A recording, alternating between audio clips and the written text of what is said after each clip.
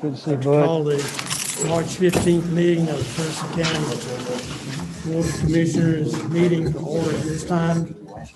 I'll ask Commissioner Sims if he will lead us in the invocation, and I'll lead in the pledge of allegiance. Let us pray.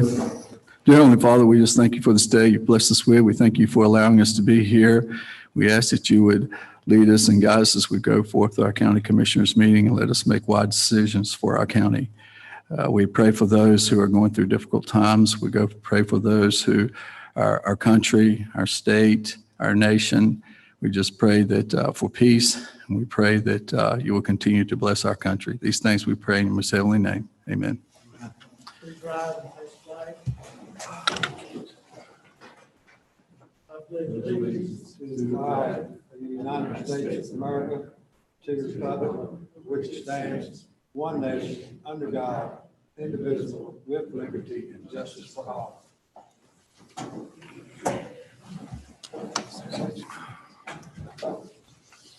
First on our agenda is discussion, adjustment, approval of agenda, and with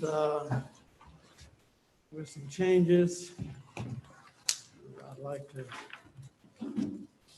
note one, if you don't mind, move item number 5, request for the Person County Museum, to the consent agenda.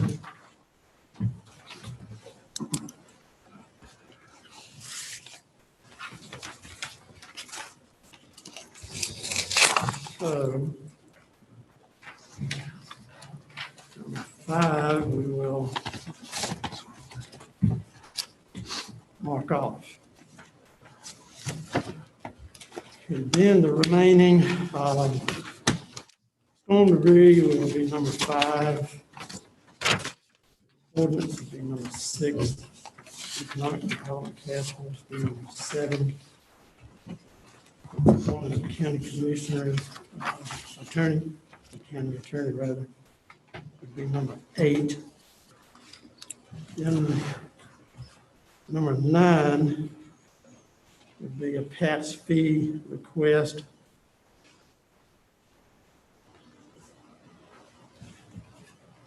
And then number 10, I want to add an item for the selection of a chair of the Board of Equalization. Now, Madam Clerk, am I on target? For the 2 items to be added to the agenda, 1 item being moved from the agenda to consent. Okay, any further adjustments or discussion? Not, do we have a motion to approve as altered? Move for approval. All in favor, say aye. Aye. Opposed, none, motion carried. At this point, in our meetings, Person County Board of Commissioners establish a 10-minute segment which is open for informal comment and or questions from citizens of this county on issues other than those issues for which a public hearing has been scheduled. The time will be divided equally among those wishing to comment. It is requested that any person who wishes to address the board register with the clerk to the board prior to the meeting. Clerk, do we have any? Yes, sir, we have 1 to sign up, Mr. Chris Weaver of 342 Southfield Farm Road, 2 Good morning. Morning. I just wanted to give you guys an update, really quick one. I was reelected as Person County Chairman for a 3rd term. Thank you, those that voted. Excuse me? For Republican Party? For the Republican Party. I assume we all understood that. At that convention, we learned from Mr. Derek Sims that the Economic Development Task Force that we all thought was moving along somehow got the airs let out of the tire. Now, I don't know how that could have happened. We've got all Republicans here, but it was very distressing to a lot of people. The number 1 priority in this county should be saving our power plants. The number 1 mechanism to save those power plants is getting somebody in the mega site, not the 501 corridor. The mega site is the only thing that's going to save those 2 power plants. The county knows this. The citizens all know this. And the Economic Development Task Force is a mechanism to help us get somebody in that mega site. This is a no-brainer. I think we need to step up and own it. Everyone here voted unanimously for this Economic Development Task Force. I'm not sure if everybody read the mission statement, because it certainly seems like some people are having cold feet now. But we need to have ownership of this. You all voted for it. You all need to be expedient and shepherd this thing through, because this county needs that mega site filled. We need economic development everywhere, but that mega site is the only thing that's going to save our power plants. All the citizens know this. I urge you to step up, take ownership of what you voted for, and get this thing through. I want you to step up and find a way to fix and coalesce these people back together. These people, to me, they sounded like very talented people. The one I spoke to gave me a story that I don't want to share here. Somebody let the tires out of this thing, and I think we all need to get a bicycle pump and start pumping them back up, because this thing needs to get moving. How many days has it been? We're getting on nearly 60 days since everybody unanimously voted for this. And where are we at today? It looks like we're not moving. I urge you to step up and take ownership and stewardship of this process. Thank you. Thank you. Thank you. It's the only one. Item number 1 on our agenda is discussion, adjustment, and approval of consent agenda as presented with the one addition for the museum request. Do we have a motion? So moved. Any discussion? All in favor say aye. Aye. Opposed? Motion carried. Number 2 on the agenda is broadband update, Charter Communications. Ms. Kathy?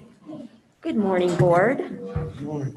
This morning, Joe Prater, who is the Senior Manager for Government Affairs for Charter Communications, also commonly known as Spectrum in our area, is here to give us an update.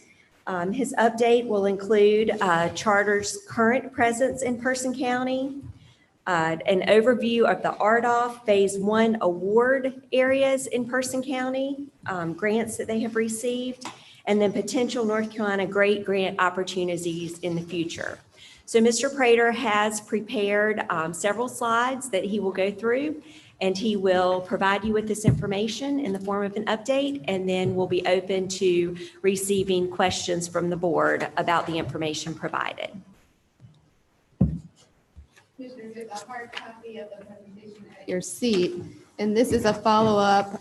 You asked from staff at your board retreat. You asked us to try to bring some of our service providers back to answer some questions that the board has in terms of future expansion of broadband. So thank you, Mr. Prater, for joining us. Thank you, Ms. York. Good morning. Chair Powell, Morning. thank you. Commissioners, thank you. Ms. Kathy, thank you. Happy to be here. As Ms. Kathy said, I'm Joe Prater. I'm with Charter Spectrum, and just wanted to come by and formally introduce myself and talk about some of our future expansion here in the county. As we all know, the pandemic has really shined a light on the need, and so we're going to try to do our best to get it to as many unserved folks as we can. So as we mentioned earlier, I want to go over a few things. The agenda is going to be a short presentation, then we'll open it for discussion. I want to talk about our current presence in the county, where we have service, where we lack service. I know you guys are trying to get as much information about it as well. And then I'll talk about our recent RDOF Phase 1 award in North Carolina in general. And then I'll talk a little bit more about how it's going to impact the county. And then lastly, I'll talk about the NC Great Grant opportunities for partnership in the future. And that's not just limited to state grants, but we can talk about other opportunities too. So I'll go ahead and jump in. Thank you. This is just a generic map of the county. I just wanted to kind of walk through exactly kind of where we are. And then there'll be a map on the next slide that kind of shows our RDOF awards throughout the whole state, and you'll be able to kind of see the county. But our current presence in the county is more dense in the central area, and it including the Roxborough, the Olive Hill, the Woodtown, the Roseville, and Allen's level. We also have some pockets up in the northwestern area around Hyco Lake and down in the southern areas around Hurdle Mills, Timberlake, and Mount Tirzah. Where we currently lack is kind of in the outskirts of those areas, mainly the central east and southeastern region of the county, as well as the southwestern corner and the northern areas up along the Virginia border. So you'll see where we've targeted those areas with this federal funding here that will roll out over the next few years. But we can move forward to the next slide. So this is the current map of our footprint in North Carolina. The dark blue in the map is where our current infrastructure is. All of the green you see there is what we were recently awarded through the FCC's RDOF. So if you're unfamiliar with it, the RDOF stands for the Rural Digital Opportunity Fund, and this was the FCC's auction of unserved areas across the United States. What they did in phase one is they took all completely unserved census blocks, basically put them on an auction block, said to internet service providers, if you can serve these, bid on them, and we will help provide funds to do so. So across North Carolina, there's some small statistics there about our awards in North Carolina. You'll see that we're going to be building in 38 of the 40 tier 1 counties. Obviously, it's mainly the rural areas we're hitting, including the tier 2s. 50% of the 128,000+ locations we're going to be building are going to be in the tier 1 counties. And then I'll talk about in a little bit what we're going to be doing here in person as well. Half of the funding we received is going to tier 1. We're going to be building in 67 of the 80 designated rural counties, including Person in North Carolina. So we can go ahead and move to the next. So this is where we were awarded funds in the county. And what we'll do is after today's discussion, I'll follow up an email with all of you that has a link to this map that's located online, where you can actually search for specific street addresses that will show if they fall under these census blocks that will be covered. We will be able to build out to 1,047 locations with this federal funding. But keep in mind, that's just the locations that will be required per the funding we receive. Obviously, as we build to these locations, that will then lead to more extension of our network to the areas around it. And of course, if there's other opportunities, we would love to sit down with everybody at the county and talk about if there's places in these areas that are in need to extend from there. If there's opportunities to partner, we can certainly do that as well. I do want to let you know that well, first of all, the phase one of RDOF, as I said earlier, is completely unserved census blocks. One of the issues they found with identifying unserved areas is there are partially served census blocks. So if there is one census block that has one person that has an adequate access to service, takes out that whole census block as being considered unserved. So phase two of RDOF, which will be coming up in the next year or so, will also address partially served census blocks. So just keep in mind that this is the first phase of this federal auction. So let me go back one more time on this one. So you'll probably have questions about build out. I did just want to say that there is a 6-year build out requirement through the FCC. We're obviously going to want to build out faster than that, but and there will be milestones along the way that we will have to reach. But I am happy to let you know that we are in the process of hiring a whole new team in North Carolina for construction to just focus on these RDOF projects. So we're really wanting to put it at the forefront. They're all the rural areas we know they need it most. So we're trying to ramp up our efforts the best we can to get out to these and start building these as soon as we can. So, and then lastly, I mentioned partnership opportunities. We're hoping that the General Assembly will, and DIT will announce here in the coming weeks when the next round of the GREAT grant will be. I just put on here, this is the kind of the criteria for partnerships to partner with counties. It requires, a minimum match.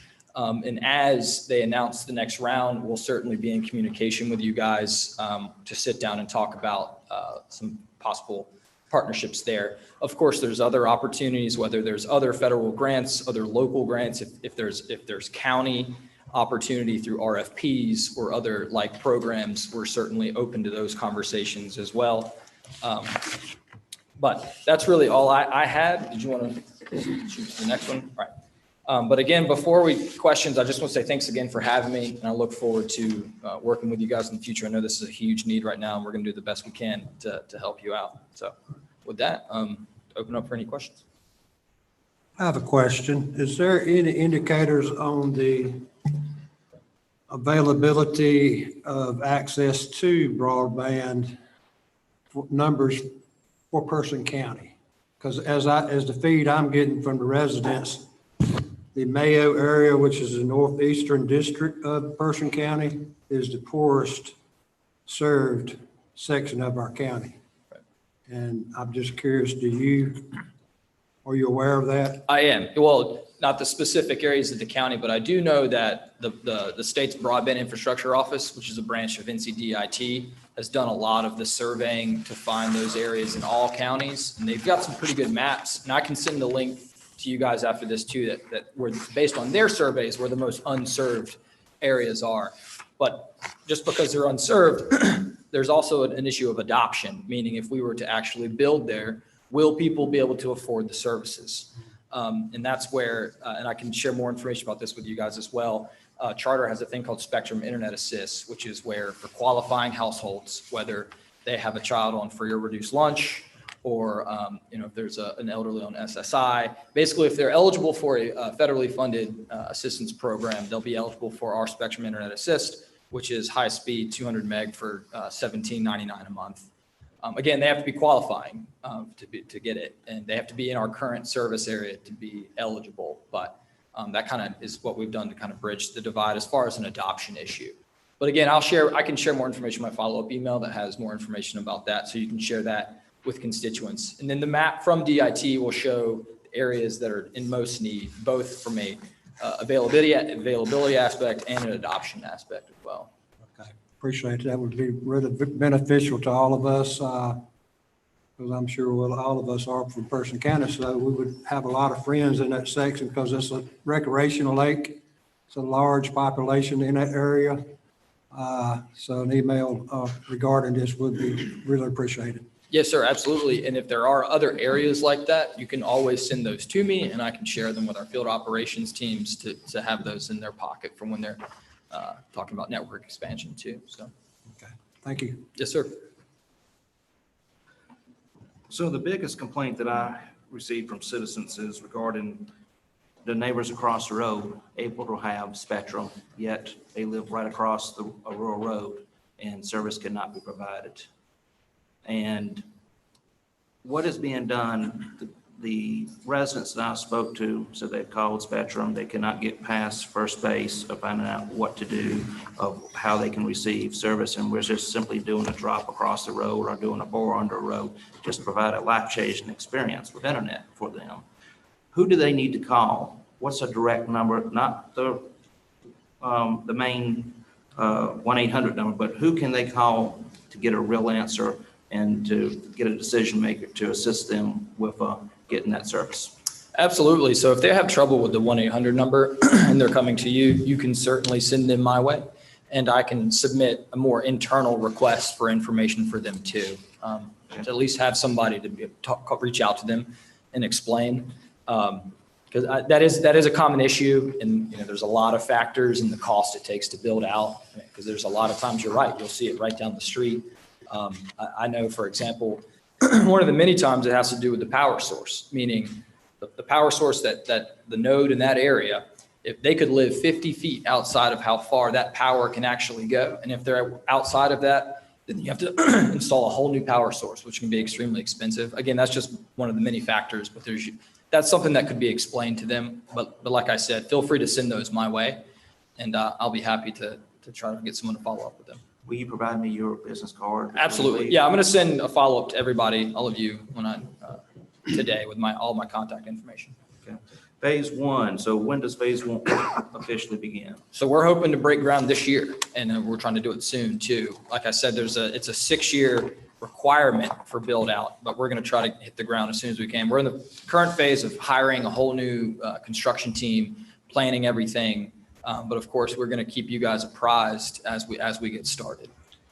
how often will you send updates to the county to let them know the progress, so we don't have to call you back in? For here? sure. We could start maybe setting up quarterly updates. I'll send you once every 3 months, or we could do it monthly, about when, especially once we get started, where we're starting and where we're moving and things like that. So I can certainly start providing those once we get started. Okay.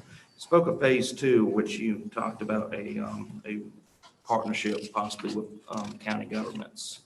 Is that something that's already been approved that the county can participate in? I know that we're not supposed to intermingle with public utilities. For sure. So phase 2, I think you're referencing phase 2 of the RDOF is the same as the phase 1. So that's through the FCC, that's federal. The partnership I talked about is the NC Great Grant, which is through the state, through NCDIT, which was approved funds through the General Assembly. They haven't announced the next round yet, but they're supposed to in the coming weeks. And there may be some additional funds, I believe, that could maybe coming down from CARES funding. But again, I'll keep you guys completely apprised as we learn when those will be announced. And then we'll work directly with you guys to figure out if there are areas for partnership. How do we get on that list? We've already partnered through the Great Grant with River Street Networks and But- Utiliplex. So when they announce if they are a recipient of the grant, we would partner with them. It's whoever the state awards the Great Grant to, we would agree to partner for expansion in our area.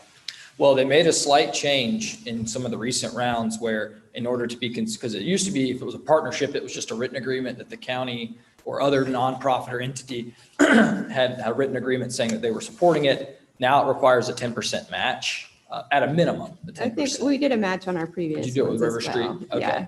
Yeah, because I know that has to be approved and decided upon prior to submitting the application. Sure. Just showing that if awarded, the county's willing to come in and all, so.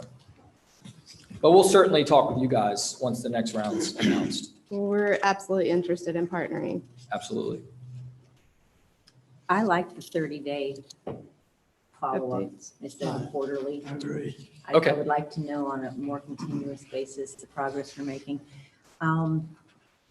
You said you're in the process of hiring people for the build out. Is that for all counties? And do you know how many people are going to be working here in Person County on those crews? And when you're saying it's starting soon. Is that a 60-day, a 90-day lead time, 180-day lead time? Have any idea? Any ballpark idea? I don't have a ballpark. I've been told this year, which I know is I know. But I mean, the federal award was announced late last year. And so we're in the phase of, like I said, hiring. It's a whole state. It's actually North Carolina and South Carolina. But as far as how many actual folks be working in Person County, I'm not sure, but I can certainly run that down for you. Okay. And then can you go back a couple slides? I have back to the green, the RDOF Phase 1 awards on that slide. Yep. That one right there. The green areas are the areas that you're going to be supplying services Yes, to the ma'am. county. So it kind of seems like it's just scattered on the perimeter of the county. Correct.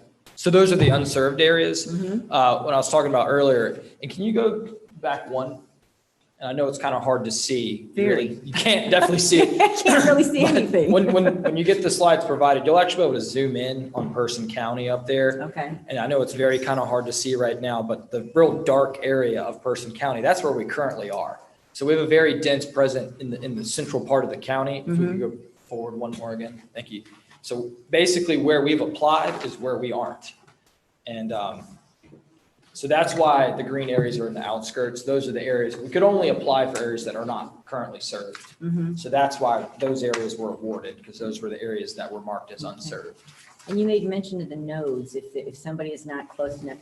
Is that an FCC thing? Is that the break off for the distance that the FCC is allowing for distance? Is No, that that's part of just, it? that's just Or and is I'm that just the not, equipment? ma'am, sorry. Is that just the equipment? That's just Is the that- equipment, right? And I'm by no means an engineer. I know that's Okay. one of the examples that I've learned. The issue is, someone will say, well, my neighbor 2 doors down has service. And then I get with our construction folks and they say, yeah, well, they're right at the boundary of the power source. And they're beyond that. We have to install a whole new, which can be in the tens of thousands of dollars. I'm still learning a lot about infrastructure That's a long-term too. capital improvement for you guys. Absolutely. So the other thing that Commissioner Freer said that the customers, the citizens here complain about is being able to access customer service. Right. There is a lack of good quality customer service for just in general internet service providers. And the last thing a customer wants is to call up because they don't have an internet connection, hear a recording that says, go online and contact us. If they could do that, they wouldn't be picking up the phone.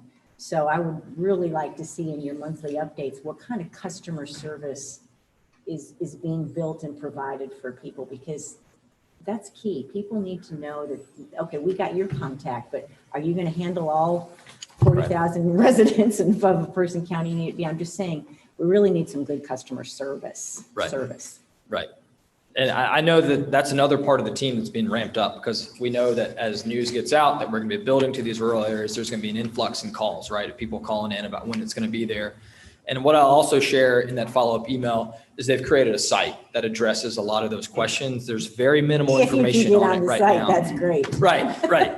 Exactly. But it'll keep updates on there as they come along for the project. But again, this is a very early phase for us too. We're still planning everything and hiring. So, but it's exciting. We're at least excited to know that there's some federal funding that's coming to try to assist. So,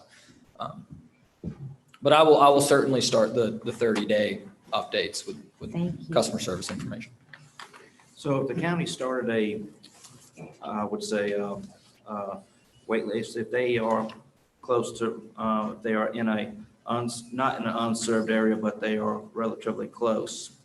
What I'd like to do is for them to have a hotline that they can call here at the county and good idea. And send that information directly to you, since you have volunteered yourself to receive this information. And so that we have a firsthand representative that we're talking to directly, that we can tell we're sending this to one of the top people that can actually get something done, so that you have a list of people that are waiting, even though it's not unserved, but they're relatively close. And kind of with your monthly updates, kind of give us a feel of if there's any traction to accommodate those residents. Absolutely. Between that and consultants that you may have that are also identifying areas of needs, those are a list of areas we'll certainly take to our construction folks for great grant rounds as well. Any type of funding that we can come across to try to get to these areas we otherwise wouldn't be able to, we'll certainly use those to take those into account. So also on these phase 1 zone, that map right there. So are you, is Spectrum Charter Communications committed to 100% of these highlighted areas to be served in the next 6 years? We have to for the funding. Yeah, we have to provide service to those. So if you're in that highlighted area. Correct. You are being selected to receive service. That is correct. How do we set that hotline up, by the way? We can set up a local phone number here and start tracking. Great. Yeah, we can take care of that. And I'll publicize that. We'll get the word out so that residents can contact us locally. We've also done surveys here before when we initially started our broadband expansion. And if you recall, some of our maps used to be completely green and unserved. What you're seeing now is what we tackled, which was concentrated in the middle, and then our 4 towers, sort of in the quadrants around that. Can you describe for us what the build out looks like a little bit more in detail? Is that putting towers up? Is that laying fiber? So it would be a hybrid. We will do a hybrid coax fiber system, but of course, all would be a minimum of 200 meg service that goes up to a gig. So it is all high speed, whether that's buried or aerial. And that's another opportunity we'll look to partner with other folks as well. The easier, more feasible way to extend our infrastructure, whether that's through county property or other avenues as well. Whatever makes it easier to get out to more folks, we are open to any of those conversations. And 6 years is a long time. We've laid 52 miles of fiber and 4 towers in less than 6 years. So I hope that we can expedite this. Absolutely. Quite a bit. Yeah. Well, that's what we're trying to do by hiring this team. We're trying to show some initiative. Mr. Prater, you mentioned the number 200 gig, Meg, yeah, meg. up to 1 gig. I know it's very confusing. Okay. We have some, and especially in the business sector, that they actually have spectrum, but it's much less than this. So how do you qualify high speed? I mean, you might term it high speed and it actually not be Right, in the 200 realm. right. Well, So yeah, we have some that really need that for business expansion, and they aren't able to get it. absolutely. And that's why we're also trying to increase the speeds all across the state. I mean, the FCC's definition of high speed, what's the latest? Jeff, do you remember what 25.3, which is not high speed internet, Yeah. which is better than it used to be defined. But to your point, no, we're trying to upgrade our network anywhere we can as well. And I know that some businesses are also suffering too. So again, if there are those out there that want to have a deeper look taken at what their services are, certainly send those my way as well. Yeah, okay. Well, we certainly appreciate all the help you can give us. I think the county has done an outstanding job in the last few years with fiber laying 52 miles, towers. We're doing, I think, again, an admirable job, but we need the last mile, so to speak. Right. We need that help and to get us there. It wasn't planned. We didn't actually have a county representative, but in a sense, it turned out to be that way with a State Farm Zoom, I believe on Friday, that almost became a look at what Person County's doing kind of thing. Right. And that was pretty widespread throughout the state, well received, and a compliment to what the county's doing. And we do have to pat ourselves on the backs because we have actually made that thrust, as Manager York mentioned, in certainly less than 6 years, been about 3 years. And we did that pretty quickly. But again, we need the assistance to get us over the hump there and get these people served that aren't served or are underserved. So anything that you could do there. Yes, sir. From all points of view, I think this board would certainly appreciate that. Yes, sir. Absolutely. Any further questions? All All right. right. Thank you, everybody. Thank you. Thank you. Appreciate it.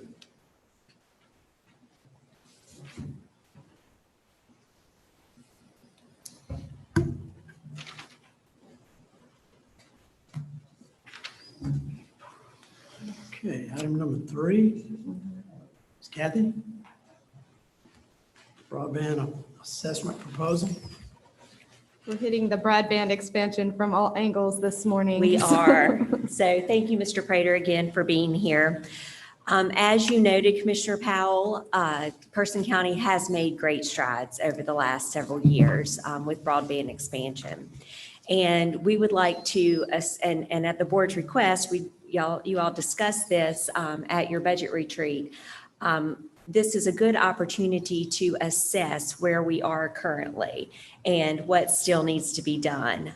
It was great to hear from Charter about their expansion plans for Person County, and conducting a broadband assessment study will assist in knowing what further efforts need to be made and help identify other partnership opportunities for the county to continue to expand these services and provide the broadband internet access that residents and businesses in the county need.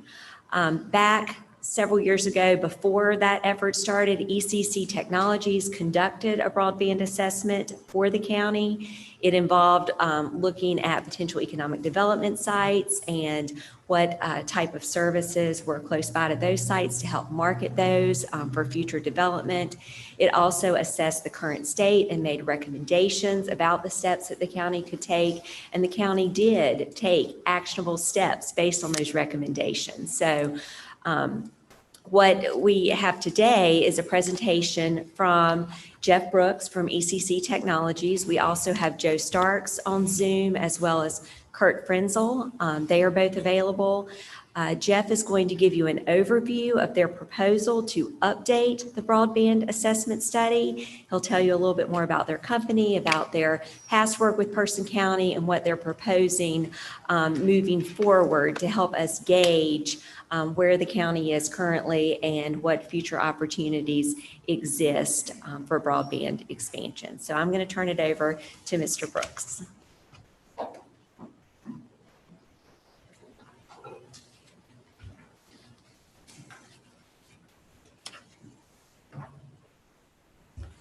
Good morning. Morning. Thank you for having me here. My name is Jeff Brooks. I'm with ECC out of Raleigh. And as Catherine said, Joe Starks, our president, and Kurt Frenzel, a senior consultant, are also available via Zoom this morning. So I'm here to briefly introduce our company to you, or reintroduce us to you, tell you a little bit about what we're doing, and of course, take any questions that you might have. So ECC has been providing broadband solutions for about 25 years. We have an extensive amount of experience in working with counties, cities, municipalities, enterprise zones, other entities, and in some cases helping create these entities by looking at needs, discovering issues within certain areas, designing and constructing networks, and actually delivering services to end users. However, we're not a service provider.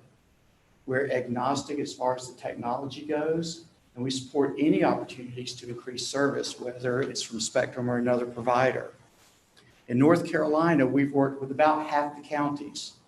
Right now, we're working with Johnston County, doing a similar type of assessment for them with Rick Hester. We just completed one not too long ago with Harnett County. We've done similar work with the Albemarle Commission. That's 10 counties in the eastern part of the state. We're conducting this type of work right now with Lumber River Council of Governments. And we completed work recently with the Southwestern Commission in the far western part of the state. The key thing for us when we work with the county is to make sure, as we do with all the counties that we meet with, to listen to you and hear what your concerns are.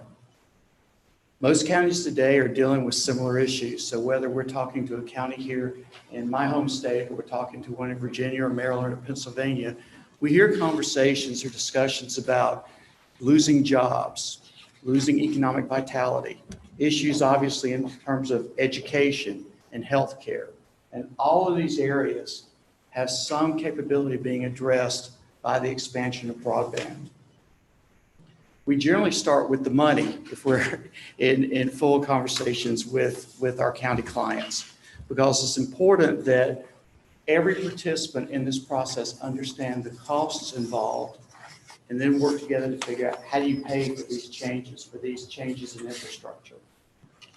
What we've learned in most cases is that there are often opportunities to share some of these costs by utilizing existing infrastructure. And that's the purpose of the broadband study that we're discussing today.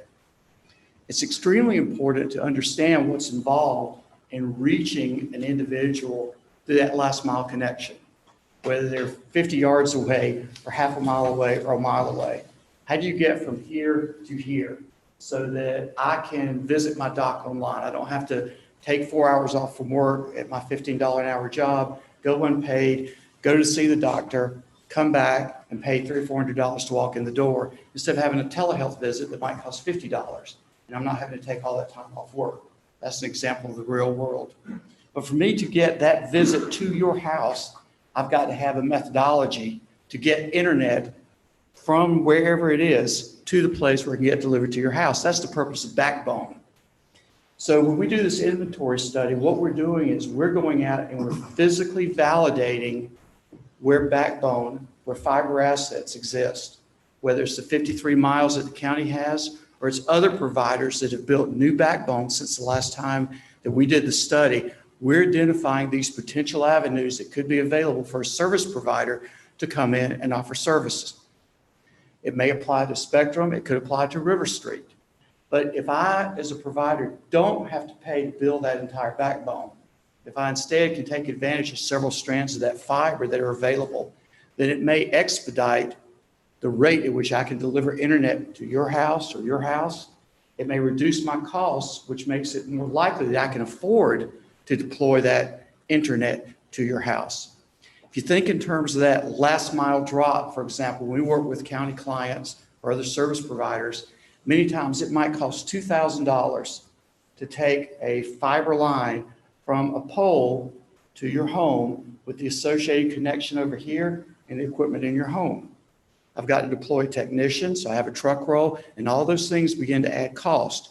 So if I'm adding, say, 1,000 subscribers, obviously you can do the math in your head. If I'm a service provider, I'm like, God, where am I going to get that money from? Because the grant is only covering 10 or 15 or 20, 25% of my costs when you actually look at the entire project. But if I can come over here and acquire some fiber to use, that means I don't have to build $40,000, $50,000, $60,000 a mile fiber over here in order to be able to provide service over here. And this is the value of that inventory. It helps begin to identify for you as the county and for the service providers that you have communication with in terms of what could be available.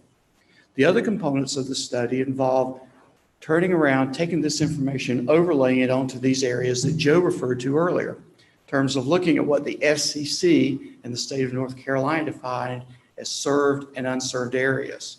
Because when you're now looking at what that backbone looks like and where it is, and you compare it to where people have needs, for example, as alluded to earlier in the northeastern part of the county, we can say, oh, look, there's some backbone going there. There are two people we can talk to. Let's go see if we can get some access from that. And now that represents that more advantageous methodology to get from that point to serve those individuals. I don't have to start from ground zero in order to put that in place. So when you're overlaying where the need is, based on what we know today that the FCC is saying to us, these are the served areas, these are the unserved areas, then it expedites that process. It makes it more quickly to resolve these issues. The other thing that we're looking at in terms of this study is also overlaying the commercial components, because we heard some discussion earlier about economic development, about mega site, those sorts of things.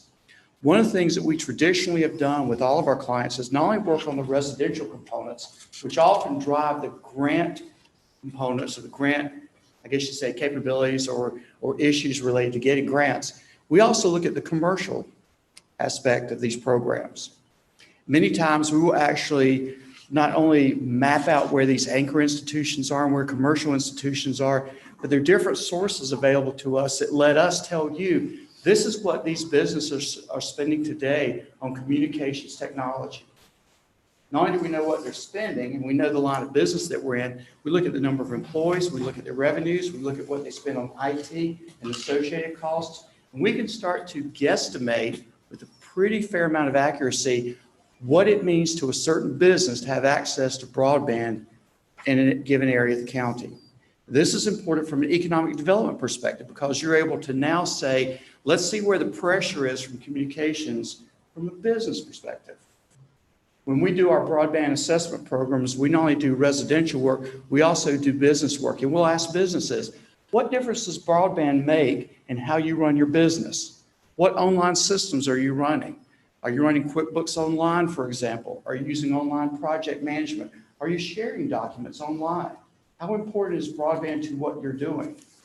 With the increased use of PayPal, auction sites, small business sites like Etsy and other sites like that, more and more small businesses are relying on the internet. I'm not telling you anything you don't already know, but because we can turn around and we can look at exactly who those businesses are, the lines of business that they're in, how many employees they have, what their sales volume is, and what they're spending today, we can tie this infrastructure inventory back to not only information that's valuable for residential services, but also relevant and actionable information for looking at commercial aspects.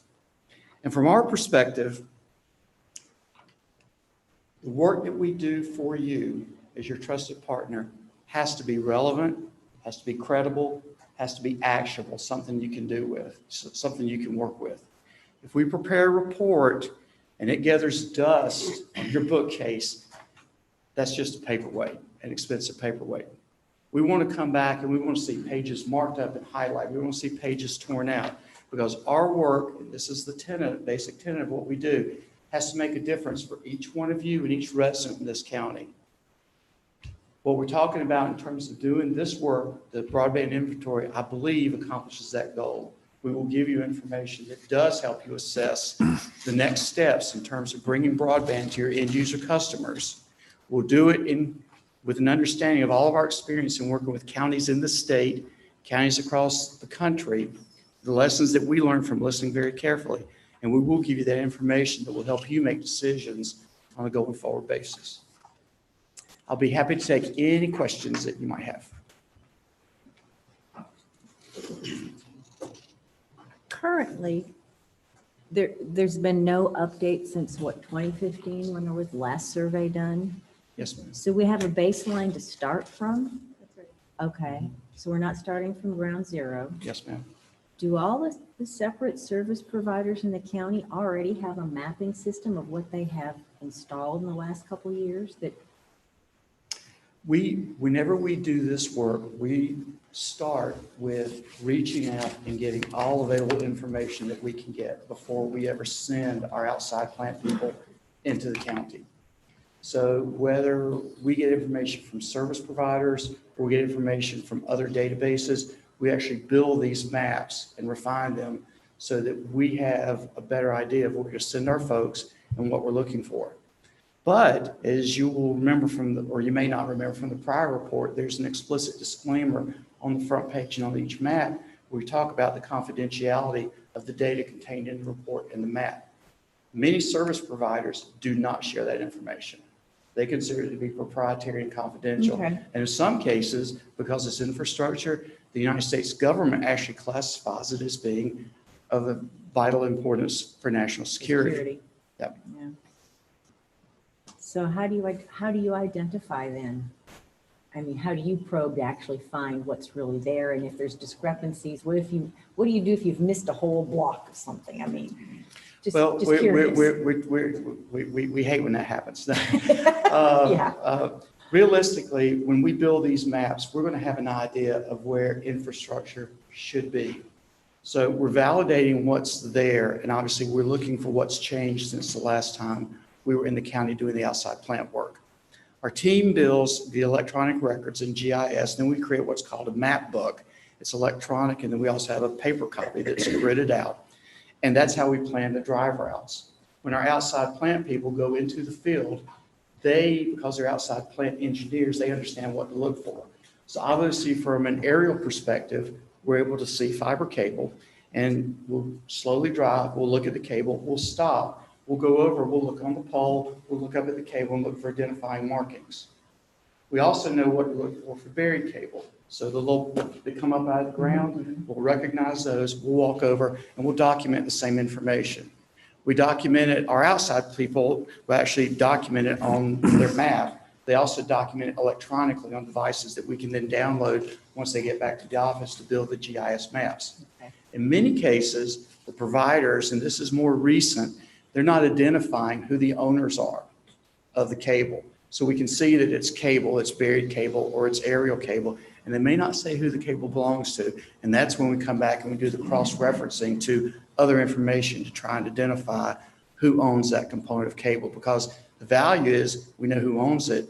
Now we know who to go to talk to say, hey, we'd like to acquire some of your cable, some of your fiber strands for use in delivering broadband services. And when you're out in the field, can you test whether it's accurately working or not? Or do you have, when your engineers are out there, can they actually test if that's a live line or just a line that's not functioning? No, ma'am, we can't. Test it. Yeah, okay. we can't.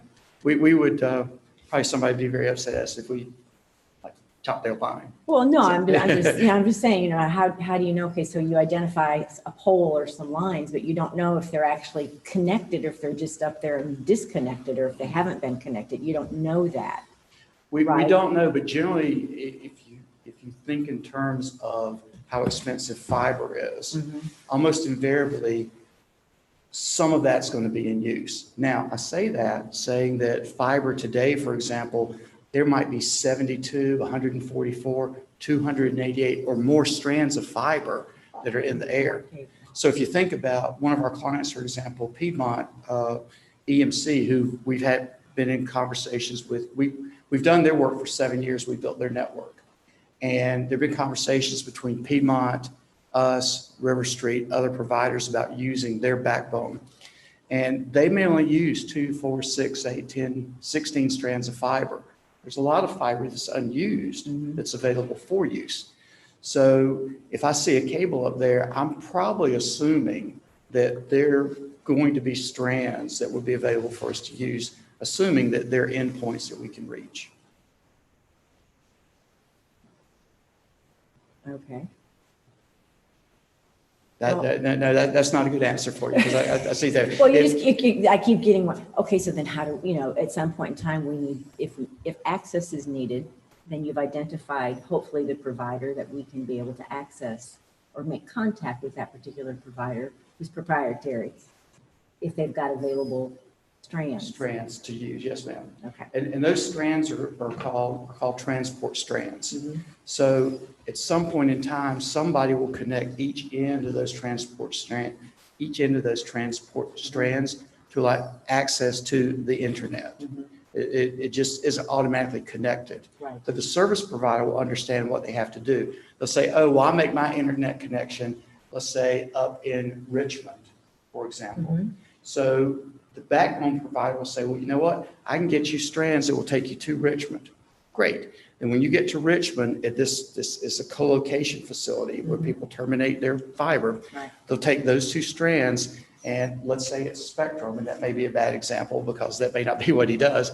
But Spectrum will say, yeah, I'll take these 2 strands and I'll plug them into my network, and now you'll have internet access. Right. When it comes to Person County, we now will build our distribution, we'll splice in, build distribution out to the northeast part of the county, for example, and now that's where internet begins to be accessible to those individuals. Thank you. Yes, ma'am.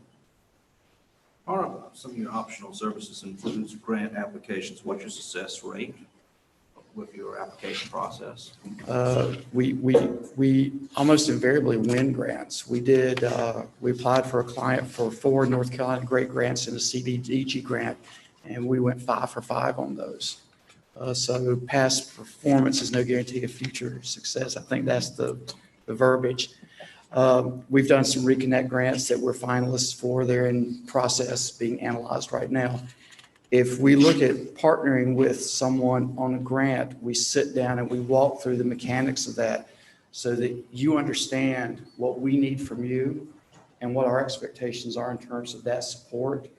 And then we'll walk through how the grant application gets graded and what we think our opportunities for success are. So we want to make sure that before you invest in us, being your partner in applying for a grant or working with your service provider, that you understand all these components and understand where the risk factors are so that our process can mitigate those risk factors. For example, we just completed a reconnect with Madison County in New York, and the grant request is going to be about $12.5 million. And there was a significant level of cooperation and co-participation between Madison County, between their county management, their chief financial officer, some other folks on the county team, and us to create a grant that received favorable treatment by the USDA. So again, there's no guarantee that it gets awarded, but we've had enough discussions with USDA that we believe it should be awarded. It was quite a complex process. I think in North Carolina, we applied for about $3.5 million worth of, maybe somewhere around there, of great grant funds, and we won all 4 of those applications.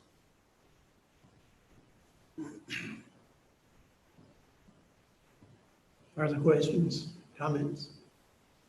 Anyone? Did you mention timelines on this? If we go with your company, how soon would you start? How soon would it be complete? I'm not looking at the proposal right now, but generally, once you agree to a notice to proceed, we usually start within about a week or 2. And usually these types of projects take no more than 120 days. Mr. Chairman, I believe the timeline was in August. End of August is what End of they August. committed to on page 7 of the grant. Okay. Sorry, didn't go down far enough. Sorry. Excuse me. No worries. Certainly appreciate what you say in there, and it does seem to connect what we have done, what Spectrum is proposing, and what we need in the future to all come together. And in doing so, we better serve the citizens of Person County. So Any other, no other questions or comments? In your packet, you do have a proposal as written there. And we noted that staff recommends funding this study from Republic Services, $100,000 annual community development payment. And as I saw what Republic was stepping up to the plate to do in assisting our citizens in community projects, I suggested to our manager that funding, part of that funding go to payment of this proposal. So I don't know what your further comments or questions might be. Anyone? Do we have a motion? Make a motion for approval of the proposal using funds designated from Republic Waste Services. Any further comments or discussions? All in favor of the motion, say aye. Aye. Opposed? None. Motion carried. Thank you, Mr. Brooks. Thank you for your We're time, sure- everyone. We Surely be appreciate it. in touch. We look forward to working with you. Thank you for the confidence you have in us. Thank you. Item number 4 is a resolution supporting broadband internet service in Percy County. Kathy again. Me again. Okay, so at your board retreat a couple of weeks ago, you also expressed an interest in passing a resolution supporting the expansion of broadband in Person County. So utilizing a previous version of a resolution that y'all passed, I think back in 2011, we have updated that resolution to acknowledge where the county has made strides in broadband expansion and cited some of the current partnerships that the county has in place and the desire to continue to work with local providers to expand this service to residents. So you did get an initial draft version in your agenda packet. You are also provided with a hard copy today, which has some edits that Chris provided to some of the terminology that I had originally included, and I appreciate his updates to that language. So at this time, would the board like to consider this version of the resolution, the hard copy that you have before you? Let us know if there are any edits that you would like to make to further update this draft resolution, and consider approving it today. Mr. Chairman, under the 5th section of whereas Person County requests local internet service providers, I would like to remove the word request and insert strongly encourages.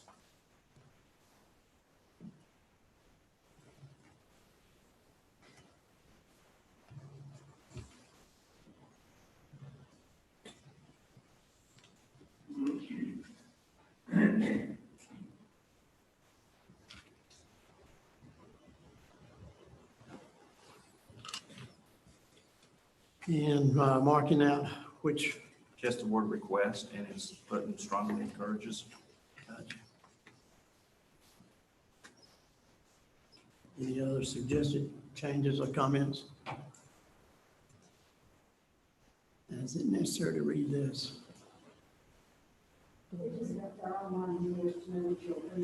Okay. Yeah. No other changes? That's what you get paid the big bucks for. There you go. Well, in the interest of time, that's what it was all about. But, that'll be good.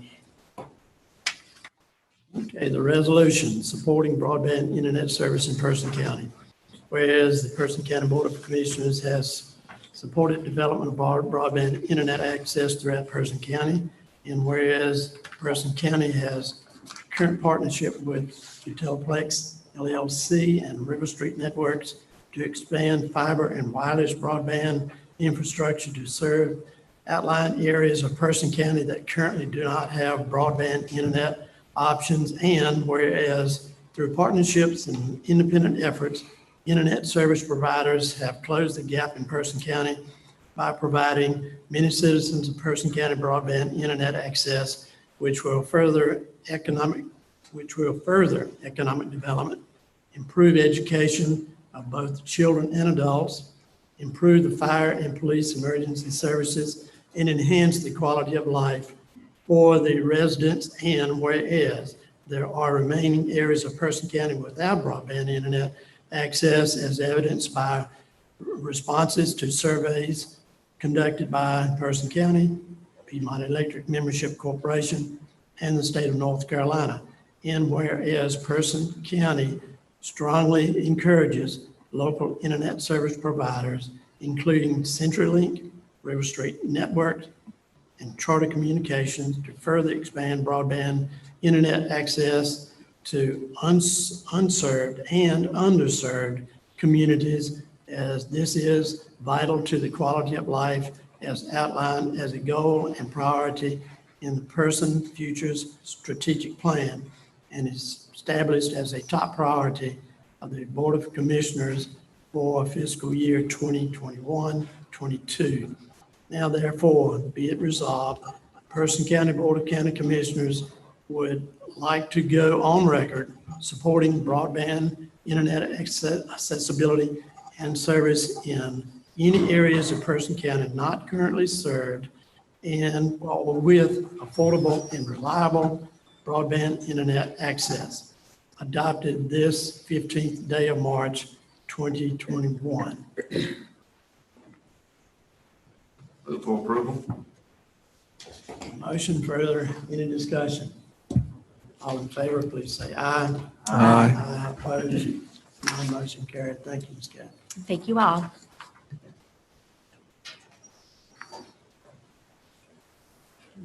Okay, next item would be item number 5, storm debris removal assistance. Ms. Schultz.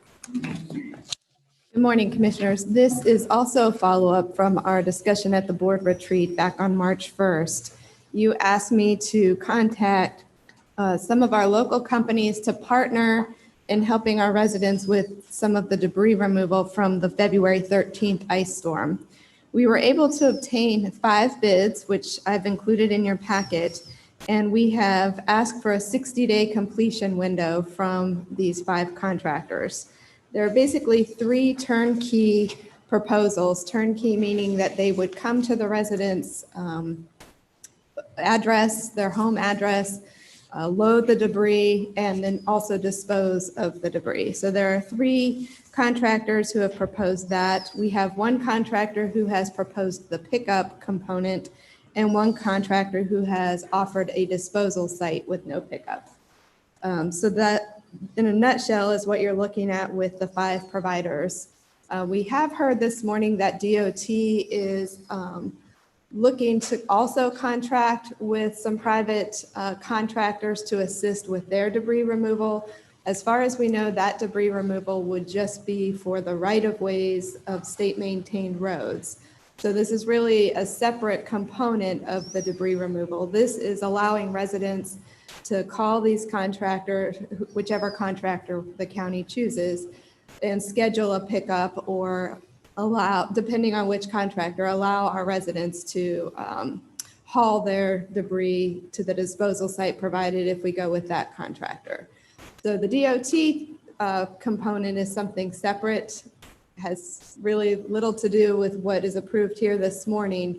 They are tasked with cleaning up of the roadways and of state-maintained roadways and right-of-ways. So this is something separate that would be for yard waste cleanup rather than the roadways. What questions do you have? I have staff available to help answer specifics about their conversations with the contractors, and the cost components are submitted here, although there are some unknowns in terms of demand for this service and volume of debris. So these are somewhat estimated with what the information is currently available. I have a question, Mr. Chair. I was wondering, now when we're talking about cleaning up, the debris will be brought to the roadside. The residents will do that. The contractor will not go into the yard and do any debris removal. It's just going to be, if they pulled it up to the side of the road. That's our understanding, yes. It has to be on the curbside for them to just drive up and pick it up, if that's the option that we go with. They will not go on the yard, and they will not cut down any debris or cut it into smaller pieces. And as far as the budget goes, we have not reached any decision on not to exceed a certain amount at this time. Is that correct? That's correct. We've not identified where we would actually fund this from. I'm recommending an appropriation from your fund balance, but we do not have any sort of threshold in place because we didn't know what direction the board wanted to go this morning. Right. Okay. Just, that's two of my questions right now. So you're saying that at some point you would set a maximum? That is really up to the direction of the board. There's so many unknowns, there's no doubt. Yes. And I'm sure all of us are getting the same thing from different sources, but there's so many questions, Yes. scenarios. My debris is already there. When are you coming to pick it up?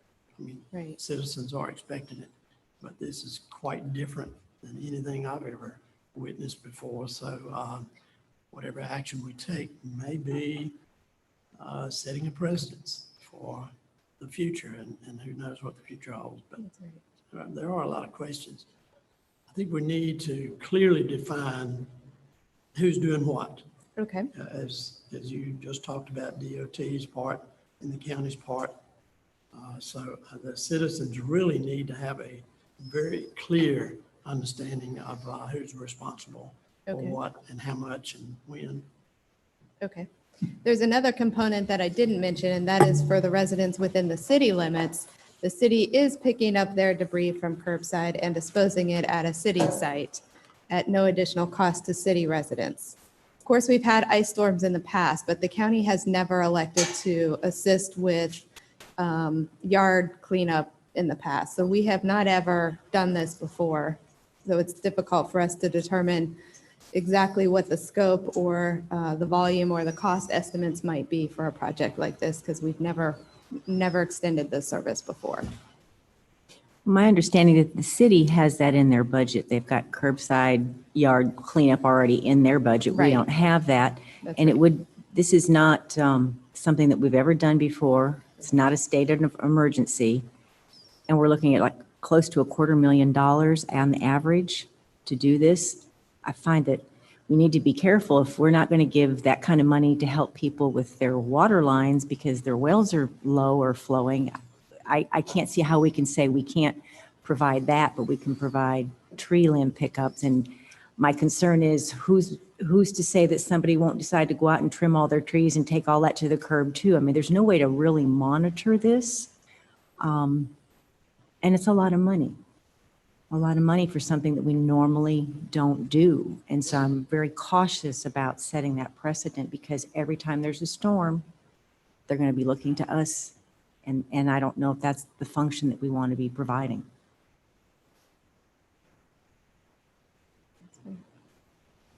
I'd like to interject, reverting back to where Derek started at with the yard debris.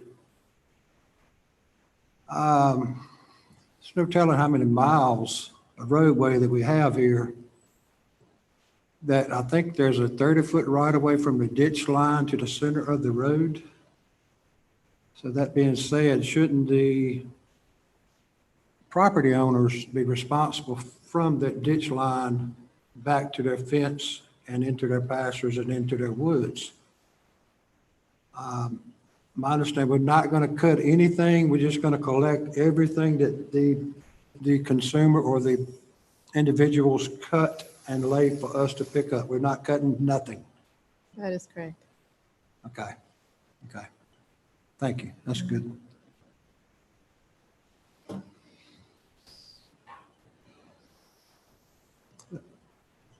Any other questions? Okay, what is the desire of this board or direction to staff?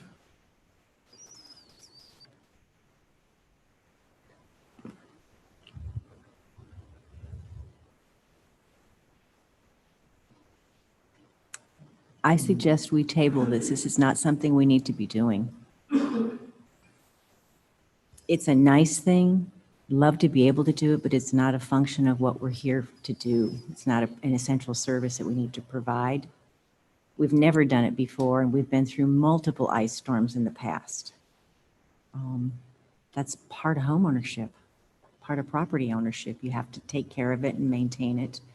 And if there's damage, most people have insurance that will cover vehicle or property damage. So, I mean, if we want to do something useful, if we would allow people to, or anybody that they hire to bring all the debris to say they count with there's an old county landfill site to bring it there.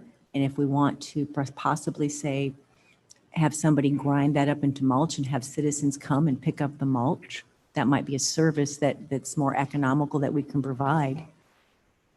Give them a place to take the debris, to a site that can be processed. We did consider that option, and staff did price out having some temporary assistance with staff to be there to accept the debris, wrenching the equipment to grind and dispose of it. And we felt like the option that we received for that was actually cheaper than what we could do ourselves. We don't have any equipment or staff, who could do that. We'd have to ramp that service up. But if that's the direction the board would like to go, we could pursue that. We just think it will be a little bit more expensive than the option 4, which was an alternative site for disposal. And that included basically the same needs we would have bringing. So it's still not a cost savings then to do that? It was not a cost Okay, savings well to then do that. it's not feasible then. Okay, is that in the form of a motion? Or Well, that was a comment. That was a motion to comment. table. Olivia, table, or I'm not, I'll motion to table this, yes. okay. Further discussion? All in favor of the motion as stated, say aye. Aye. Opposed? Motion carried. Thank you. Thank you. Item number 6 is revisions to the ordinance for the Person County REC Advisory Board. Mr. Hill.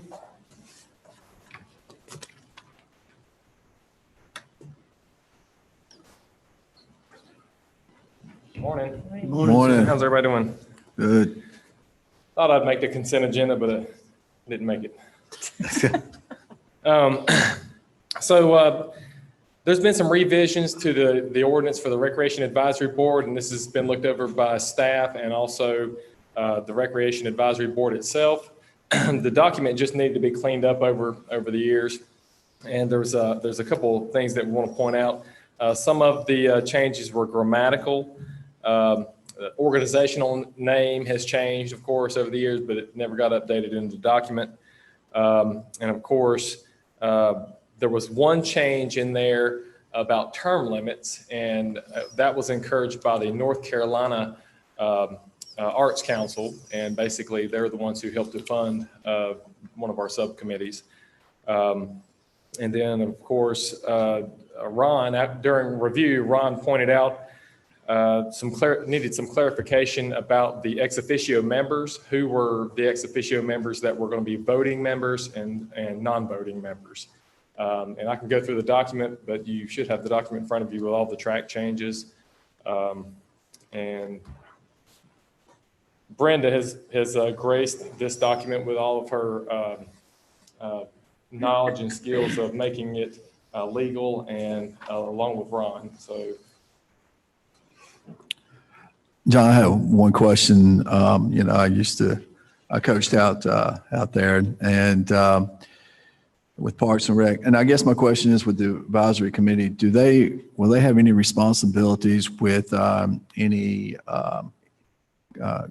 issues that may arise, like during the season with the coach or with players or with fans, as far as if there's some disciplinary action that needs to be taken And I didn't see it in the document, but I didn't know who handles that and who would be responsible for that. If that would come up to this advisory committee, or is there another committee that handles that? So it does, disciplinary actions do come to staff first. And if they are, depending on the severity of the violation, they do go to the Recreation Advisory Board. It was voted on years ago that there used to be a committee, the disciplinary committee, but now the Recreation Advisory Board as a whole is the disciplinary committee. Is that in the documents? I don't know that I read it, but I was looking through it and I didn't see that. And maybe something we might want to add. I don't know. I didn't see it in the documents when I was reading it. It is not a standing committee under this document. Okay. It is just that all violations and disciplinary actions do go to the Recreation Advisory Board. If it's Right. above and beyond our rules. Right. It goes to you first and then it would go. And then if they want to pursue it further, then it would go To the to commission. the advisory Correct. committee here. So I just didn't know if that needed to be added. That's just my question. May not, but because it's going past you, then if someone wants to complain, push it further. So, Typically, if it's above and beyond a normal violation from the set of rules per each program, it would go directly to the Recreation Advisory Board, and we have a set guidelines that they go by, whether it's suspensions or anything like that, Right. and the durations of suspensions and all that stuff that the Recreation Advisory Board goes by. okay. That's just something I didn't see. And I But was they just are wondering. the disciplinary committee, basically, if it gets that far. Okay.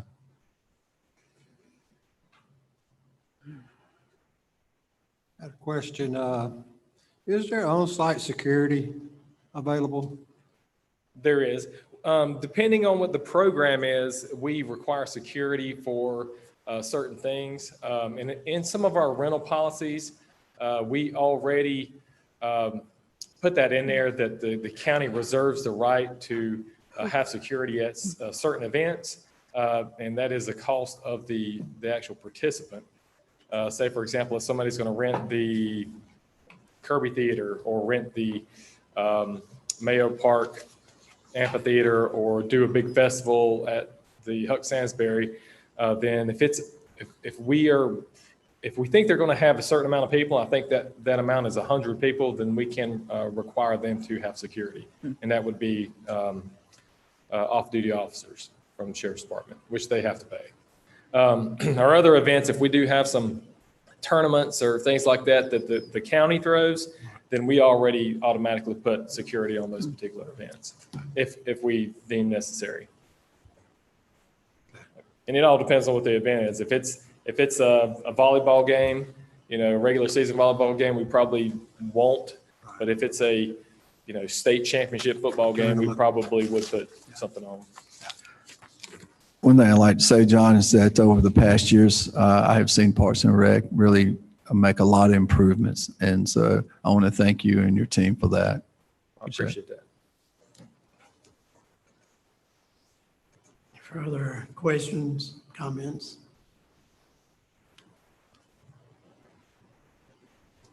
What's the pleasure of the board?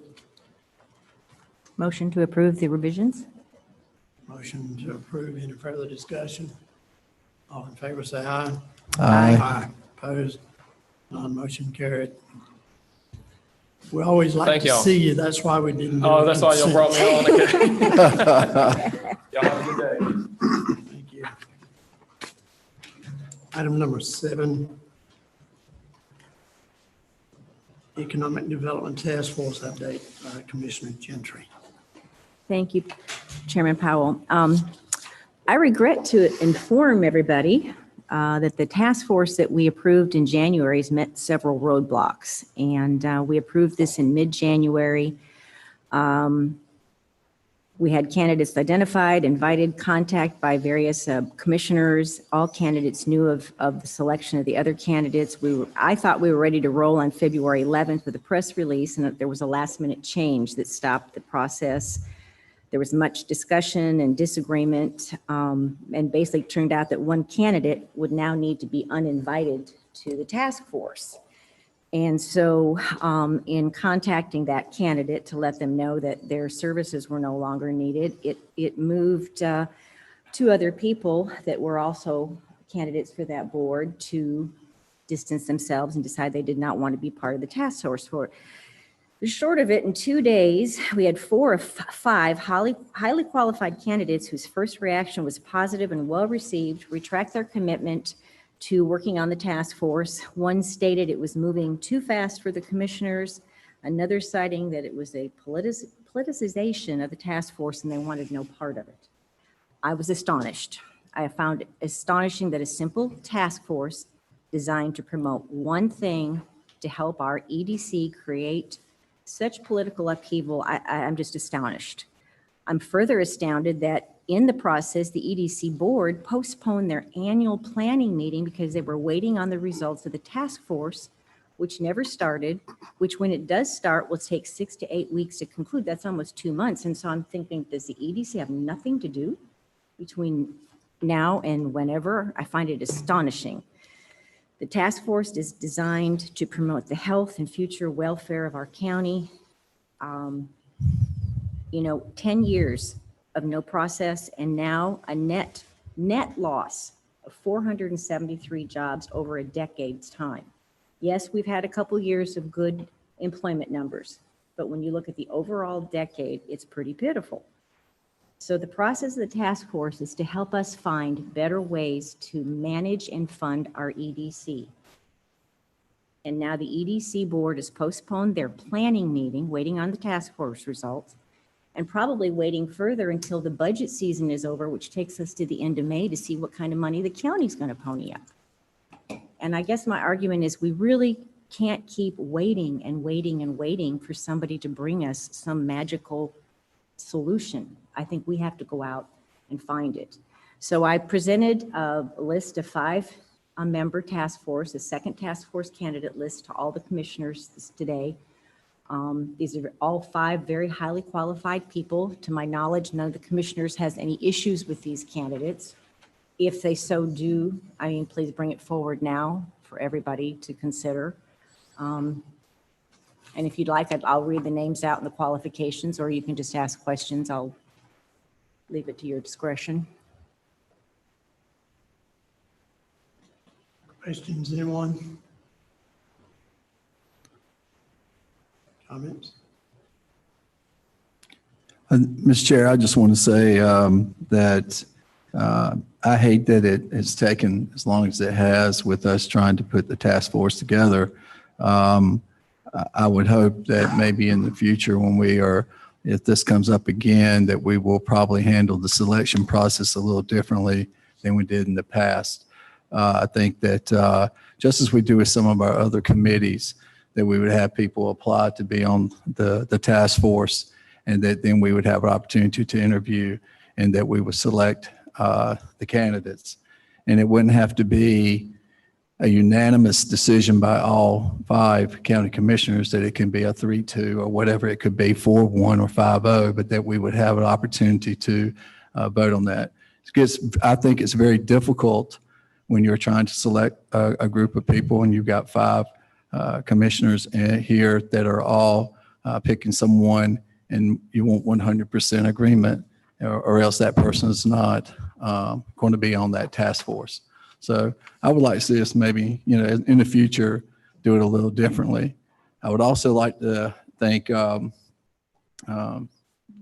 would like to thank PJ for all the work that she has done in putting this task force together. And hopefully, I look at these names and I like all the names that are on here. And I hope that we can get this thing going quickly, get it moving forward, and continue on with the process of trying to get some economic development in our county. Thank you. Thank you, Commissioner Sims. Any other comment?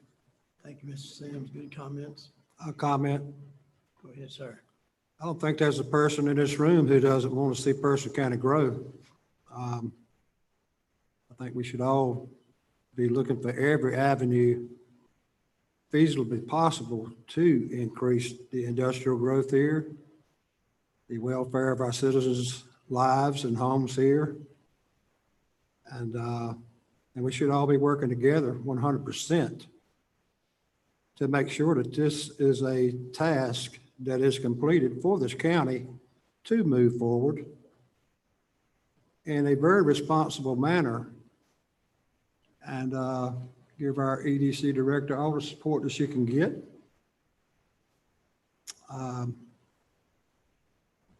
I could probably go on for another half hour, but I think I hit all the high spots.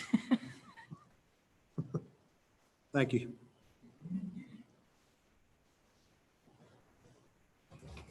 Okay, no other comments? I don't think I agree with you, and I think we all agree. Economic development is priority. There are many pieces to that puzzle, but bottom line is we understand, we get it, we want to move forward. I look forward to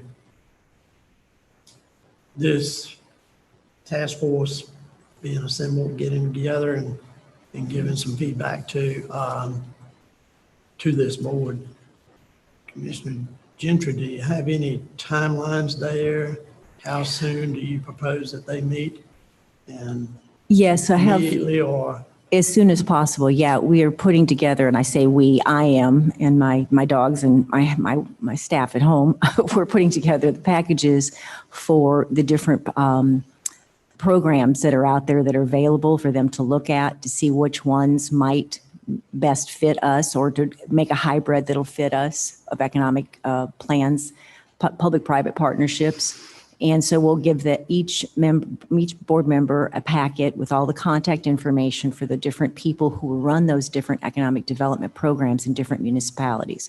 So if they want reference materials, they'll have people that they can speak with. We have 2 economic development experts from the Timmons Group, and I know that startles people, but we're talking about their high-level executive economic directors that will happy to act as advisors if necessary, if there are questions about specific things that nobody is clear on. We will have meetings. We have 2 potential boardrooms and settings that we can use. One of them is at the Legacy Building complex, where they have a boardroom with a conference table, and we've also requested that possibly using the tourism office boardroom for meetings. And so these meetings would be Zoom meetings. They would be recorded. They would be available for the public, but the public will not be able to attend the meetings themselves because of the distancing and all that kind of stuff going on still. So the timeline is 6 weeks. Once the task force makes their initial meeting, gets their packet of information and kind of the assignment of what needs to be accomplished, then it's kind of up to them to check in. I'll be the liaison to report back to the board on what their progress is, if there's any hiccups. But within a 6-week period of time, if they can do it in 4, if it takes them 8 weeks, I don't really care. But as long as they can look at the economic models, make suggestions on what they think would work best for us, and bring it back to the Board of Commissioners, then it's up to us to decide if we're going to implement something. And then it goes to the EDC, and then it becomes their baby to actually put it into practice. Okay, you heard the motion, you see the list. Any further comments? Let's see, desire. One question. I have no Go ahead, problem sir. with the list of names that Commissioner Gentry provided. But you said the public cannot attend or cannot. It'll be available for public viewing, but there's going to be no public comment going on. No, this is Okay, the task I just wanted force. to make sure that the Yeah. public will be able to see. Absolutely. Okay. What's the desire of the board? Mr. Chairman, I move to appoint Tommy Winstead, Cecil Barker, David Zukowski, Sharon Holler, and Keith Epstein to the EDC task force. Okay, we have a motion. Any other discussion? All in favor of the motion as stated, say aye. Aye. Opposed? None motion carried. Thank you. Thank you, Commissioners.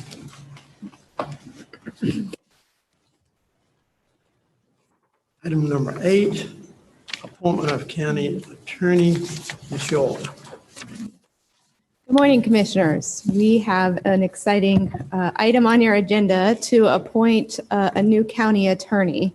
Ron had let us know back in November his intention to transition into retirement. And so the board held a competitive hiring process, soliciting applications, conducting interviews, and has made a selection of the Bro Law Firm to serve in the role of county attorney. There is a memorandum of understanding in your packet to retain the Bro Law Firm. It's before the board for approval, and then once approved, the chairman is prepared to administer an oath to S. Ellis Hankins, who would serve in the official capacity as our county attorney. And once we sign and execute that agreement, then Mr. Hankins would then become your county attorney. Are there questions I can answer for you? We have Mr. Hankins here, and of course we have Ron here. And this would be Ron's last official meeting with us. Questions? So, we do have a oath of office here. Is that me or Ron? That would be for the chairman to administer. If Mr. Hankins would mind coming up to the podium, we could administer that.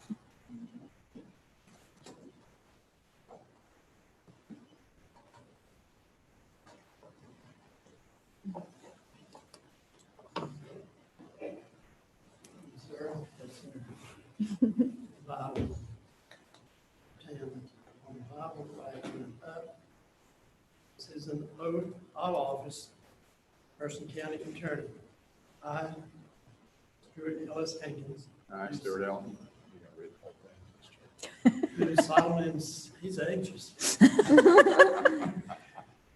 Do solemnly and sincerely swear that I will support the Constitution of the United States, that I will be faithful and bear true allegiance to the state of North Carolina and to the constitutional powers and authorities which are or may be established for the government thereof, and that I will endeavor to support, maintain, and defend the Constitution of said state, not inconsistent with the Constitution of the United States, and that I will faithfully discharge the duties of my office as Person County Attorney to the best of my knowledge and ability, so help me God. I will. Congratulations, sir. Well.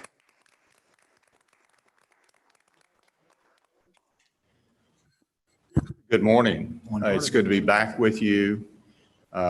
Those of us in our law firm certainly appreciate your vote of confidence. I have Kevin Hornick with me again. I said when we talked with you all earlier that this will not be the first time that I have tried to follow Ron Aycock's good example and follow along after him. I can't tell you how much I learned as a young lawyer when Ron was only slightly older as a lawyer from him. So I'll try to put that knowledge and some other knowledge that I've picked up along the way, along with other members of our firm. We told you all, let me tell others, our law firm mainly practices local government law. We represent a good number of municipalities and certainly have done a lot of legal work among us for county governments, many of them across the state. So we look forward, and we particularly as county attorney look forward to assuming these responsibilities and helping you all achieve your priorities, helping to keep you out of trouble and out of court, and providing you with sound and timely, useful legal advice. And thank you again. Thank you and welcome. Please keep us out of court. I don't think any of us look good in orange. So, yes. Go ahead, sir. If you will allow me, I'll make a few closing comments. You notice I've taken the sign down. I am no longer your county attorney. I am now a citizen addressing the board. I want to thank this board and previous boards for allowing me the privilege of being your county attorney. As I said to you in the notice of my intent to retire, you have an outstanding county manager and county staff. You should be proud of what you have. I have learned over the years that the first question I ask a department chair or the manager in any legal matter, particularly a contract, is to say, what's your business proposition and what result do you want? And I'll try to get you to that result legally. I think it's been a successful operation over the last 15 years. I have been proud to serve this board and many other constituted boards through the last 15 years. I have learned from you probably more than you have learned from me. I have learned from your county manager. I have learned from your department heads, and I have occasionally been instructed by citizens. I was very careful to be respectful to citizens, but explain to the citizen, my representation is not to the citizens, but to the elected representatives of the citizens. I will actually miss the personal relationship. I have forged strong friendships with many of you and your predecessors and other people within the community. That I will miss. I will miss the learning from you, but I'll have more time with my wife, children, and grandchildren. Many of you know that we've been privileged to travel quite a bit in the time that I retired from my first job. And we look forward, once these things are gone, we look forward to more national and international travel. You've been very courteous to me to allow me to serve you wherever I may be. I thank you for that courtesy, and I thank you for allowing me to serve you over these years. I am now going to get up, Mr. Chairman, and walk away. Mr. Chairman, Yes, sir. may I have the privilege of presenting Mr. Acom with his flag? Absolutely. Be my guest. Mr. Acom, you and I have served on many, many boards together. I believe you came on a few months just before I did in 2006. And, that first board of yours, Mr. Merle, Johnny Lunsford, Jimmy Clayton, Larry Bowes, and Roy Hawk. On behalf of that board and all the many other boards that you have served so dedicatedly and valiantly for Person County, I want to present you with this plaque presented to C. Ronald Acock in appreciation of 15 years of service, County Attorney, Person County Government, 2006 to 2021, presented this day, March 15th, 2021. Thank you for your service, sir. All right, thank you.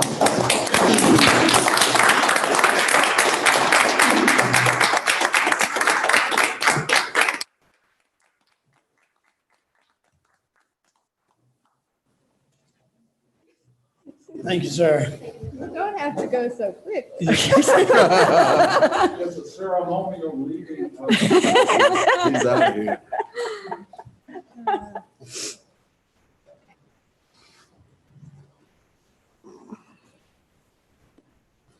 Okay, if I have my notes right, we're at the selection of chair for the, If I could go back just one second, Okay, I do sure. need a motion to approve the memorandum of understanding between the county and the Grow firm for legal representation.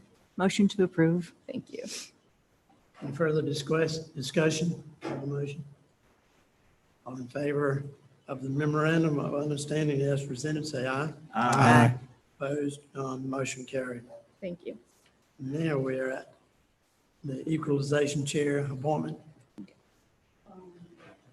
We can do that one, or we can do the environmental issues about it. You still, Go ahead with the environmental, then that'd be fine. That was called the attorney. I'm sorry. That's okay. I have one application for your consideration to nominate a form to be appropriate. Former Alamo Township representative on the Environmental Issues Advisory Committee had resigned his seat in January 2021. He had also solicited and recruited a replacement in the Alamo Township, Mr. Robert Brower. So he has submitted his application of interest to be appointed by this board to the Environmental Issues Advisory Committee, if it's your desire. Mr. Brown will be replaced Jason Torian to fulfill an unexpired term to June 30th, 2022. Is he in attendance, Mr. Brower? That's good, that's fine. It's a pleasure, board. Move forward. Yep. Any further comment? All in favor, say aye. Aye. Opposed, none. Motion carried. That's all I have for that one. Okay. You're still on? Still up? Are you still up? No, I think we have the two other items that have been added to the agenda, the chair of the ENR and the PATS. That's what I have next. Okay. Okay. And comments there, Madam Clerk? No, sir. Of the 5 members that you all selected and appointed at the last meeting for the board of NAR, Russell Jones, the tax administrator, had advised that we needed to select by state statute the chairman of those 5. Make a motion to appoint Margaret Ratcher as chairman. I have a question. Questions? Can I ask a question? Yeah. Cannot that board elect their own chair, or does it have to be state appointed, appointed by the Board of Commissioners? It does have to be appointed by the Board of Commissioners, from the state tax administrator. That is part of the process for the Board of Commissioners to go ahead and appoint the chair. Okay. Thank you for clarifying. Okay. Any further nominations? All in favor of the appointment of Margaret Bratcher as chair to the Equalization Board, say aye. Aye. Opposed? None. Motion carried. Okay, thank you. We have one other item added to the agenda, so for the PATS personnel and transportation system fee request. Yes, got that. Okay, yes, sir. Eric, thank you for coming. Morning. Thank you for allowing me to be here this morning, Mr. Chairman, board members. Good morning. Ron Aycock is a very tough act to follow, so I'll try to do my best in working with him. We have an opportunity to come before you this morning and present some information. I believe you have it in your handout. A proposal to implement new load fees associated with our upcoming Medicaid transportation. And the acronym is Non-Emergency Medical Transportation, NEMT, which will begin on July the 1st of this year. NCDOT has mandated that the transit agencies throughout North Carolina contract with authorized broker companies to manage the scheduling of these NEMT services. And there are 2 broker agencies that the state has mandated that we work with on the contracts. And the one is called One Call and the other is called Motive Care. Catherine Cathy, the Assistant County Manager, Ron Aycock and myself have been reviewing the agreements, and we should have them finalized very soon as far as the contractual agreements. The second page of the handout that you have outlines a proposed rate fee schedule for the contractors. And the action that I'm seeking this morning is for the board to approve the recommended fees.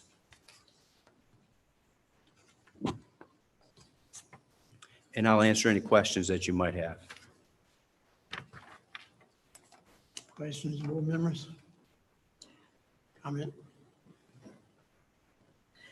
Just a quick question. Sure. Why is the wheelchair rate more than an ambulatory rate? Just curious. Well, because of the way that the driver has to provide the assistance to get the actual person driver, loaded okay. on the ramp and then have the wheelchair lift come up and then tie down the individual.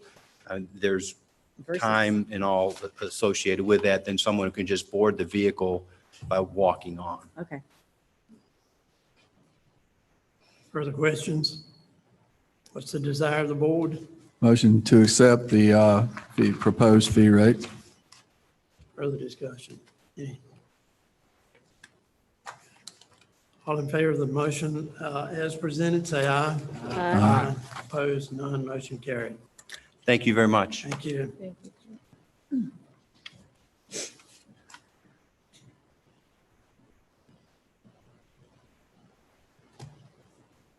Okay, are we all done?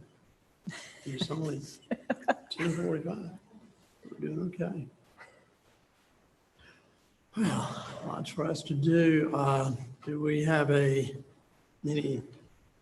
well, let's back up. We'll do our reports. I don't have anything in particular other than to say that I have attended our regular committee appointments, but there's something else that I wouldn't mind saying based on what GOP Chair Mr. Weaver commented on a while ago. And I want to make a statement, but I want it well understood. There's a disclaimer here, and I will say that what I am about to say, I have made no comments to anyone, no emails, no phone calls to anyone related to what I am about to say. But he mentioned the mega site development and the need there. And I would sort of like to recommend or suggest that county staff work with EDC staff to go into what I might call a micro focus of attention aimed at battery manufacturers for this site. I think it's been sort of looked at or rather commented on before. We'll continue to merchandise that site as planned for all takers. We aren't going to take away any prospects there whatsoever, but kind of hone in on the potential of the industries who will develop and produce automotive batteries. And this is based on what I am reading, and even recently, automotive manufacturers are planning to replace gasoline vehicles by 2035. Now, that's not very far away. And I mentioned Tesla only because of what they do. Again, I've made no comments to anyone, contacted no one. I have no plan but to just, again, possibly do a little micro focus into that particular industry. But Tesla has become the number 5 richest company in the world and still growing. Electric vehicles are becoming more and more prevalent, along with development of battery-powered airplanes.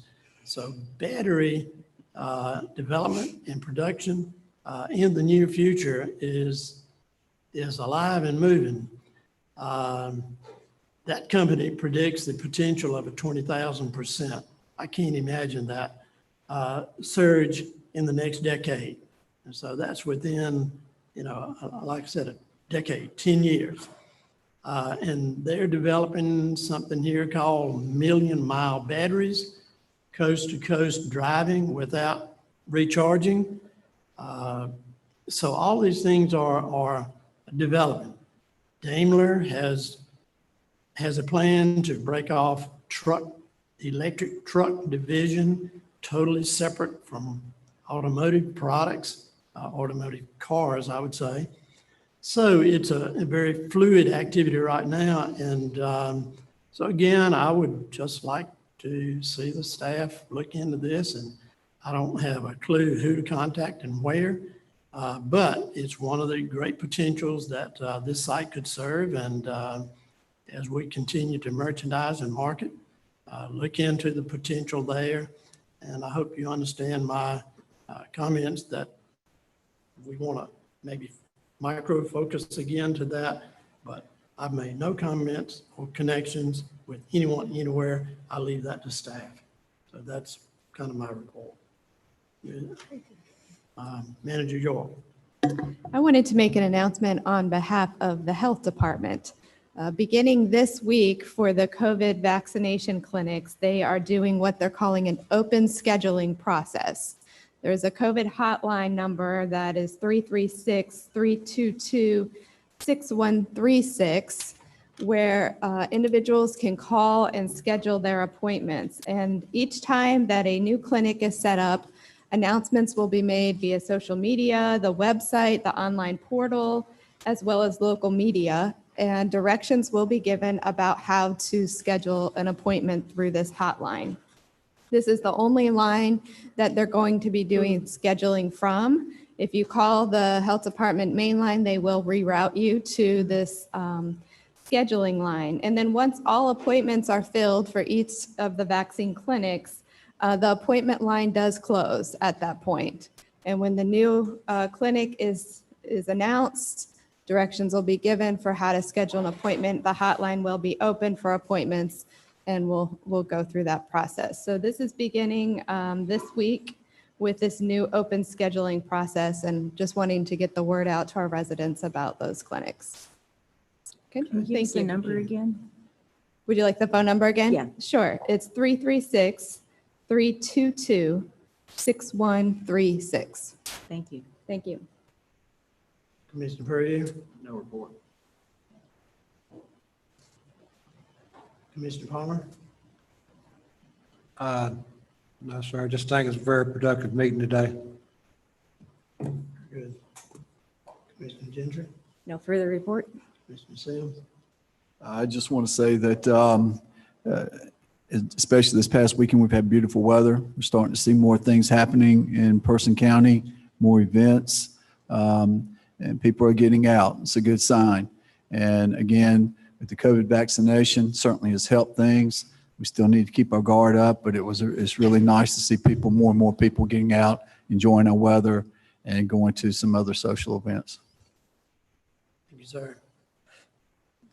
All right, at this time then, do we have a motion to recess until 4 o'clock to meet with the planning board at 4 o'clock in this location? So move. Discussion. All in favor, say aye. Aye. All opposed, or any opposed? None, thank you.